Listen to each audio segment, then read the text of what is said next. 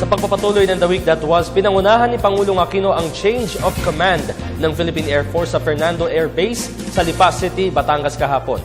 Sa nasabing okasyon, tiniyak ng Pangulo ang mas maganda at maayos na serbisyo ng hukbong sandatahang lakas ng Pilipinas. Balikan natin ang mga pahayag ng Pangulo sa report ni Rocky Ignacio. Kumpiyansa si Pangulo Aquino na lalo pang titibay ang serbisyo ng sandatahang lakas ng Pilipinas dahil sa tunay na pagkalinga at makahulugang transformasyon sa Sinabi ito ng Pangulo sa kanyang pagdalo sa Philippine Air Force Change of Command sa Fernando Air Base sa Lipa City, Batangas. Pagtiyak pa ng Pangulo, palalakasin ang pamahalaan ng kakayahan ng mga sundalo, partikular na mga piloto para sa pagdating ng mga bagong eroplano at radar systems.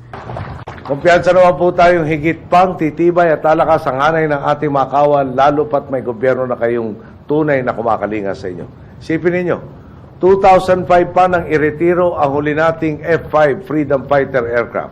Hangad po nating muling malinang ang kapasidad ng ating mga pilotong magpalipad ito para sa ating mga operasyong pang-militar.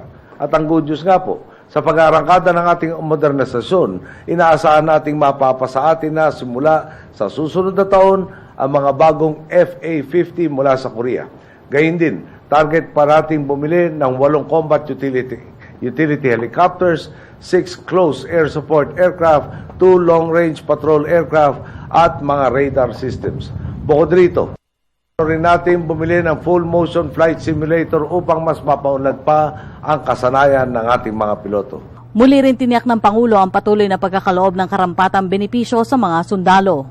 Kasabay naman ng pagkakalob sa inyo ng mga makabagong kagamitan, itinataguyod na rin natin ang maayos sa pamumuhay ng inyong pamilya. Tuloy-tuloy ang ating programang pabahay, mga proyektong pangkabuhayan at ang paglalatag ng mga estratehiya para matutukan ang kapakanang maging ng mga nagre-retirong sundalo. Si Major General Jeffrey Delgado ay tinalaga ng Pangulo bilang ika-33 Commanding General ng Air Force, kapalitan nagretirong si Lieutenant General Lauro Catalino de la Cruz. Nagtapos sa Philippine Military Academy Class of 1982, si Delgado ay dating Senior Military Aide ni Pangulo Aquino at nagsilbi rin bilang Deputy Chief of Staff for Plans and Programs o J5 sa Camp Aguinaldo.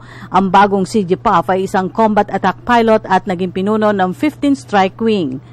Ang lawak ng karanasan at kaalaman sa hukbong ipapawid, ang isang matibay na batayan sa pagpipili natin kay Major General Delgado bilang inyong bagong hepe.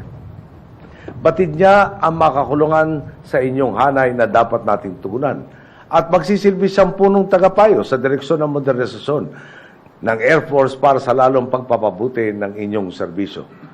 Alam naman po nating katambal ng pagiging piloto ang mga peligro. Ang balita nga po sa akin, 2 beses na raw pong nag-crash ang eroplanong pinalipad noon ni Major General Delgado dahil sa engine failure. At ang isa nga po sa mga ito ay muntik na talagang kanyang ikinamatay.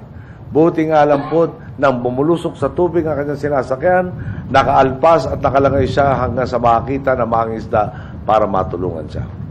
Bili po talaga tayo sa kanya.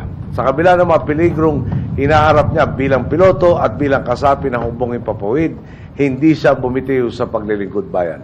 Ito ang unang pagkakataon na ginanap ang turnover rights ng sa Fernando Air Base, batay na rin anya sa kahilingan na nagretirong si De La Cruz. Samantala, tiniyak naman ni Delgado ang operational readiness ng Air Force 24/7. Mula sa pinatatag na internal security, sinabi nito na paiigtingin pa ang misyon ng Air Force sa territorial defense. Binigyan din pa rin ito ang patuloy na paglilingkod ng Air Force sa batayang umiiral na daang matuwid. Gid pa nito na magsisilbing battle cry nila ang Soar High Philippine Air Force for Peace, Freedom, and Development. At sa pagwawakas ng kanya ika-38 taong serbisyo sa AFP, isinumite naman ni De La Cruz sa Pangulo ang mga achievement na kanyang naipatupad sa 2 taong panunungkulang bilang Commanding General ng Philippine Air Force. Kabilang na dito ang pagkilos at kahandaan ng mga eroplano at helicopter na nagamit sa panahon ng pangangailangan katulad ng kalamidad at iba pang uri ng sakuna. Pinapurihan din ng Pangulo si De La Cruz sa pagiging patas at pagiging mapagkumbaba.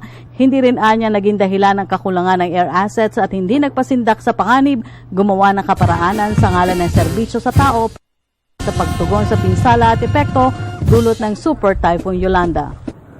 Malinaw naman po, hindi tayo nagkamali sa pagpili kay Lieutenant General De La Cruz na pamunuan ang ating hukbong himpapawid.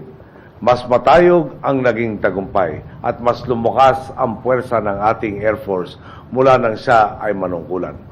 Maigting niyang itinaguyod ang profesionalismo sa hukbong himpapawid at sinigurong nasasagad ang kakayahan at serbisyo ng inyong pong hanay. Tumanggap naman ang Philippine Legion of Honor with the degree of Commander ang nagretirong si De La Cruz. Para sa Telebisyon ng Bayan, Rocky Ignacio.